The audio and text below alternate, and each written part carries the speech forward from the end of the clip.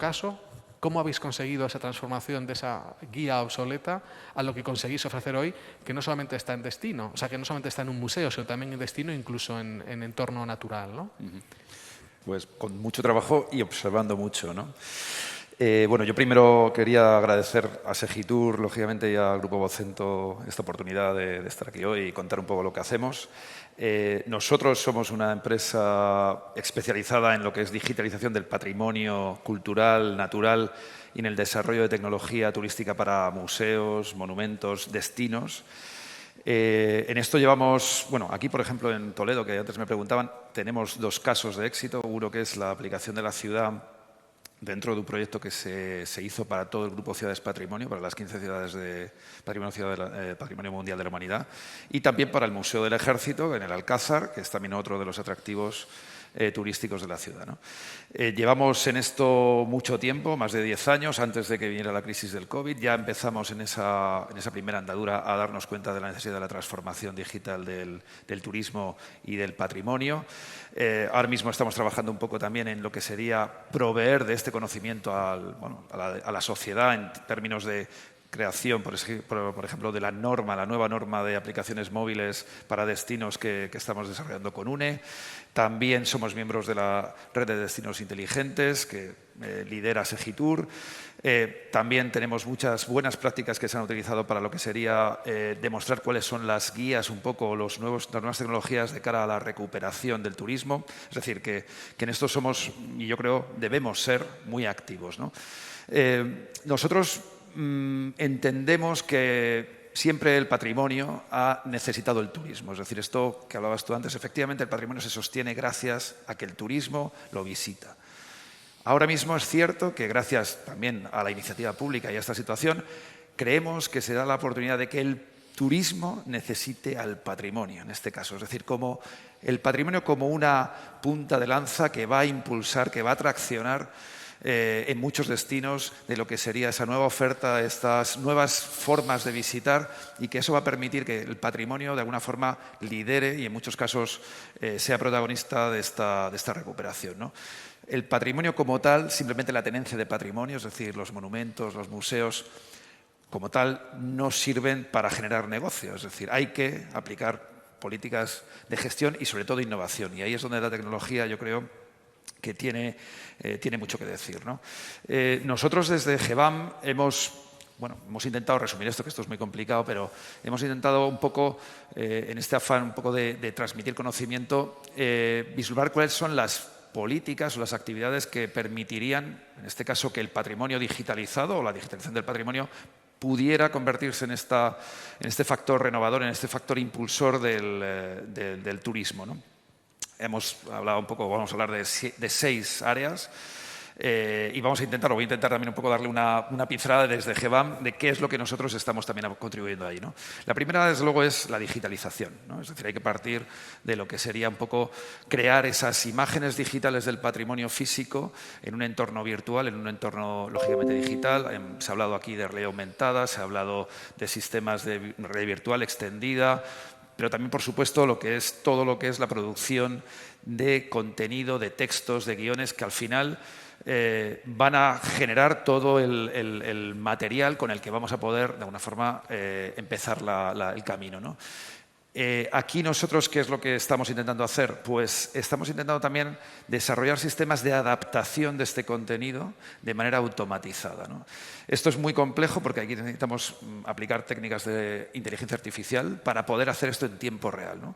Porque no sirve de nada, y esto lo tenemos ya también muy claro, digitalizar el patrimonio si no somos capaces de ponerlo en contexto, si no somos capaces de explicarlo de la manera que el visitante necesita, si no somos capaces de entender cuándo y dónde, y para eso, lógicamente, la tecnología es la herramienta perfecta para que eso se haga de manera automatizada. No tenemos un ejército de personas que estén escribiendo guiones, haciendo fotografías, grabando vídeo, realizando aplicaciones de realidad aumentada, etcétera.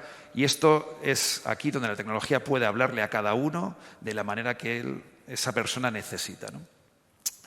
El siguiente elemento es, lógicamente, la persona. Es decir, tenemos el patrimonio, ahora toca conocer al visitante, ¿no?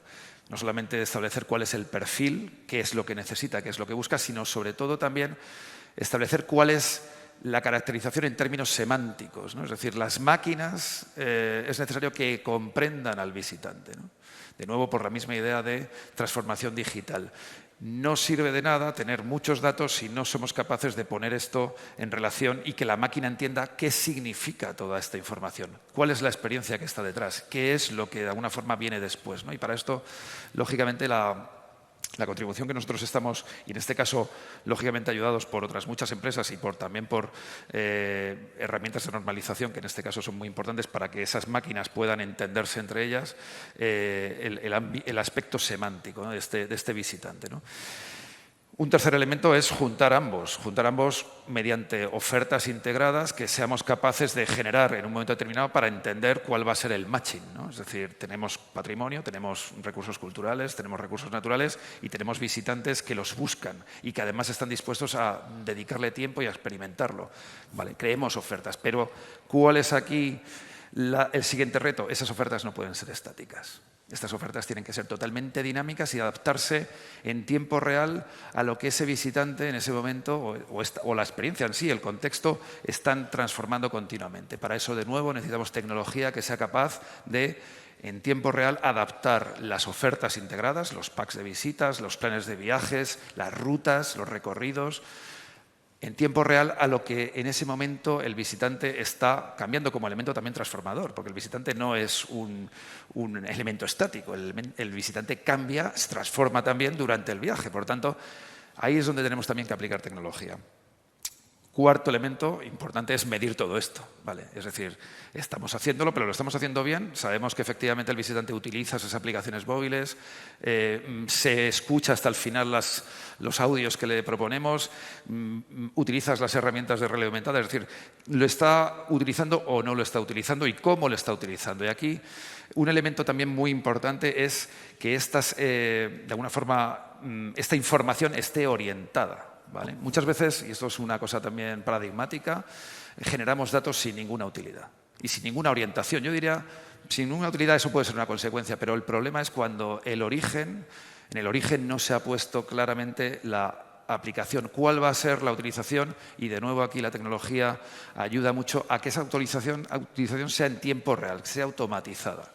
Nosotros también desde GBAM desarrollamos herramientas que son herramientas plug and play, es decir, que se conectan a los datos para que esos datos se pongan a producir valor al visitante en tiempo real. Es decir, el tiempo desde que se genera el dato y conocemos algo hasta que se produce la consecuencia de negocio, de devolverle esto en forma de una recomendación, en forma de un cambio en ese itinerario, en forma de una recomendación de compra en la ciudad, sea el más corto posible. Y para eso, de nuevo, necesitamos máquinas que hagan esto de manera inteligente, pero sobre todo que sepan explotar los datos. Y para eso hemos tenido que construir los datos de una manera orientada. No vale hacerlo después, hay que hacerlo desde el principio, ¿no?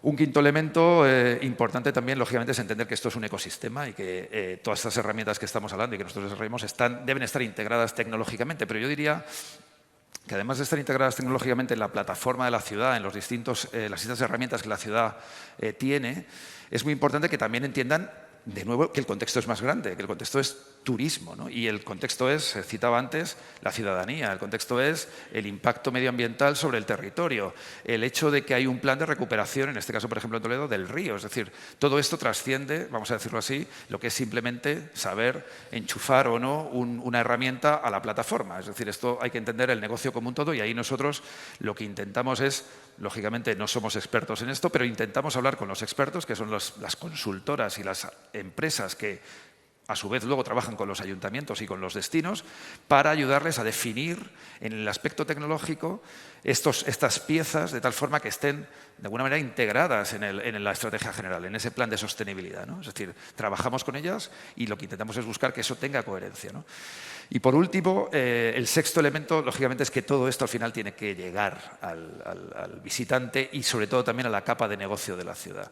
Es lo que podemos llamar, un poco utilizando un término que se utiliza mucho hoy en día, la última milla, ¿no? Es decir, esta última parte que a veces todo esto que hemos hecho de repente no llega. ¿Y por qué no llega? Porque a lo mejor falta una pequeña pieza, una herramienta o un pequeño programa, una aplicación que haga que eso tenga sentido, es decir, que sirva para la gestión, es decir, que al final tenemos sistemas que se basan en oficinas de turismo, tenemos sistemas que se basan en portales de información turística, pequeño comercio que efectivamente lo que tiene son sistemas más o menos tecnificados, pero que efectivamente tienen de alguna forma que poder conectarse. Y para esto necesitamos esta última milla, que son aplicaciones que también de alguna forma desarrollamos de manera, vamos a decirlo así, plug and play, es decir, que no supongan ni un cambio hacia atrás ni tampoco hacia adelante. Digo hacia adelante en cuanto a que no vamos a transformar la manera de funcionar de este comercio necesariamente, a no ser que realmente el comercio decida hacerlo, pero él es el protagonista que tiene que decidirlo.